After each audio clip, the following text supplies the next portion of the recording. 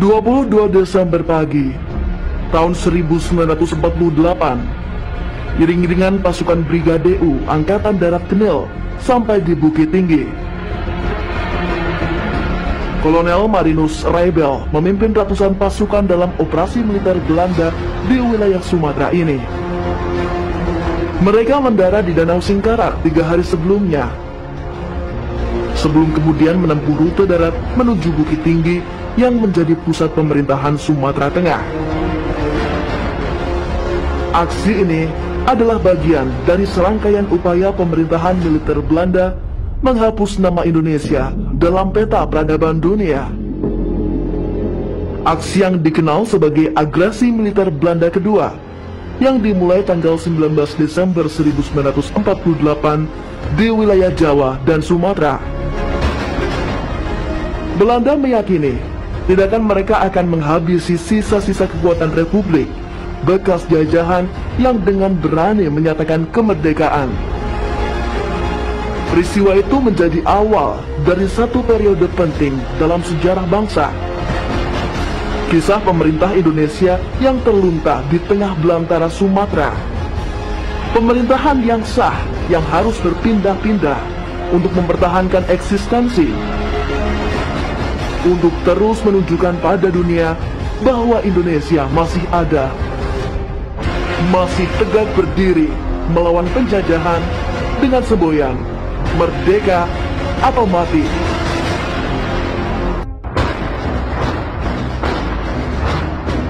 Sehari sebelum kedatangan Belanda, Kolonel Hidayat, Panglima tertinggi teritorium wilayah Sumatera, memerintahkan siasat bumi hangus kota Bukit Tinggi.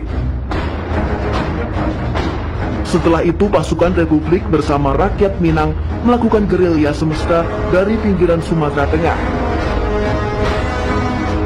Semangat merdeka atau mati menyalakan perlawanan. Tak ada yang sedia menyerah dan dihilangkan Belanda.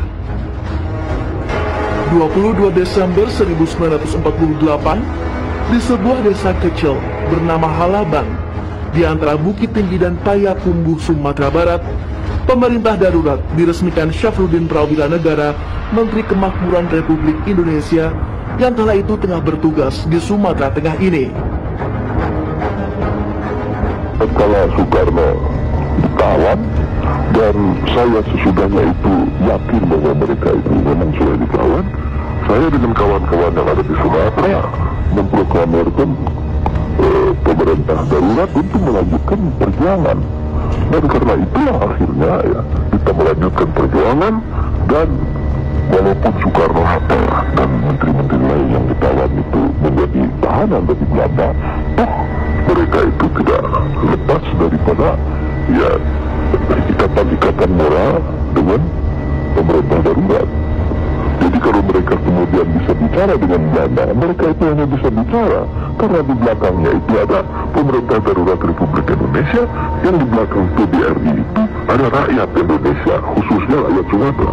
Tanpa perlawanan berarti dari Angkatan Perang Indonesia, pasukan Belanda mendarat dan segera menguasai Yogyakarta. Aksi militer Belanda kedua terlaksana sebagaimana rencana mereka.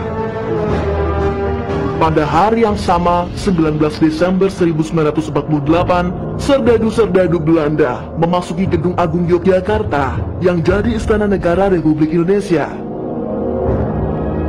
Mereka langsung menangkap pucuk pimpinan Republik yang bertahan, tidak ikut serta bergerilya di rimba Jawa. Bung Karno, Bung Hatta, Syahrir, Agus Salim, Surya Dharma. Mereka semua dibawa Van Dijk menuju Bandar Udara Maguwo Harjo dan langsung diterbangkan ke pengasingan di Brastagi, Sumatera Utara dan Pulau Bangka. Beberapa waktu sebelum kejadian itu, Syafruddin Prawira Negara, Menteri Kemakmuran Rakyat, ditugaskan ke Bukit Tinggi. Sabtu 18 Desember 1948 bertepatan dengan Hari Balai atau Hari Pasar bagi orang Minang, pesawat Belanda meraung-raung di udara. Mereka melakukan teror di seputaran Bukit Tinggi yang jadi pusat aktivitas masyarakat di wilayah itu. Syafruddin dan tokoh-tokoh pemerintahan sudah membaca gerakan Belanda ini sebelumnya. Ketidakpuasan pihak Belanda atas hasil perundingan Renville menjadi indikasi utama akan terjadinya agresi.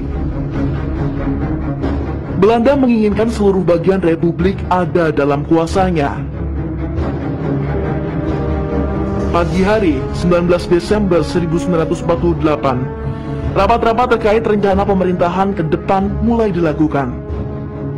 Syafruddin sebagai pemegang mandat tertinggi, wakil dari pemerintahan pusat, memimpin rapat darurat dan terbatas di Gedung Tria Arga atau Istana Wakil Presiden Bukit Tinggi. Semua usulan mengacu pada pokok pembentukan sebuah pemerintahan darurat. Namun rencana itu terganjal komunikasi dengan pemerintah pusat sebagai pemegang mandat tertinggi. Syafruddin menanti balasan surat kawat yang telah dikirimkan ke Yogyakarta. Namun tak pernah ada jawaban untuk surat kawat di masa gawat itu. Soekarno, Hatta, dan petinggi pemerintah lainnya telah lebih dulu ditawan Belanda. Dukungan dari berbagai pihak atas pembentukan pemerintah darurat kian menguat. Hal ini semakin meyakinkan Syafruddin untuk mengumumkan berdirinya pemerintah darurat Republik Indonesia. Sehari setelahnya, arus migrasi mulai terjadi. Rakyat berbondong-bondong meninggalkan Bukit Tinggi. Mereka mengungsi keluar pusat kota. 21 Desember malam, militer bersama rakyat membumi hanguskan Bukit Tinggi dan Payakumbuh. Selama 2 hari, gedung-gedung dan bangunan utama dibakar dan dihancurkan agar tidak bisa lagi digunakan oleh Belanda. Bersamaan dengan terjadinya bumi hangus kota, tokoh-tokoh Republik meninggalkan Bukit Tinggi. Para pemimpin politik menuju sebuah desa di timur Payakumbuh, Halaban.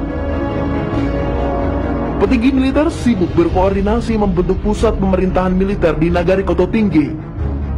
Sedangkan Panglima tertinggi teritorium Sumatera bermarkas di perbatasan Sumatera Utara dan Aceh. 22 Desember, di satu tempat bernama Halaban, yang ketika itu sangat dijaga kerahasiaannya, Syafruddin Prawiranegara meresmikan berdirinya pemerintah darurat Republik Indonesia. Beberapa nama ditetapkan sebagai menteri dari kabinet PDRI ini. Untuk memudahkan koordinasi, beberapa jabatan dirangkap oleh nama-nama yang sama.